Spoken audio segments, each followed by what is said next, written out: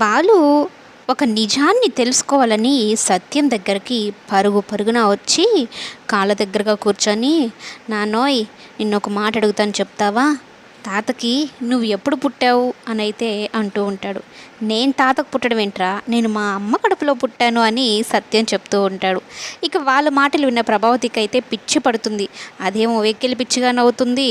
నువ్వేమో ఇట్లా మాట్లాడుతున్నావు, అసలు ఏమైందిరా, అసలు ఏం జరుగుతుందిరా, నీకు తెలుసా నీ భార్య నాకు కాఫీలో ఎక్కువ షుగర్ వేసింది అంటే నా జీవితంలో ఉప్పు ఎక్కువ వేసింది, నేను ఎవరితో చెప్పుకోవాలి అంటూ మాట్లాడుతూ ఉంటాడు. ఇక మీనా నవ్వుకుంటూ ఉంటుంది. కాదు నాన్న, అంటే నువ్వు తాతకి ఎన్ని సంవత్సరాలకు పుట్టావు అంటే ఏడాదికే పుట్టేశానురా అని అయితే చెప్తూ ఉంటే ఇక మీనా ఆ విషయంలో అర్థమైపోద్ది. అమ్మో నాకు వచ్చిన కళ నిజమైపోద్ది, నలుగురు పిల్లలు వచ్చేస్తారు అంటూ భయపడిపోతూ ఉంటాడు. ఎక్కడ నిజం చెప్పేస్తాడో అని మీనా బాలుని బలవంతంగా గదిలోకి తీసుకొని వెళ్ళి స్నానానికి వెళ్ళండి అంటే బాలు మాత్రం నలుగురు పిల్లల గురించే ఆలోచిస్తూ ఉంటాడు. మీనా నవ్వుకుంటూ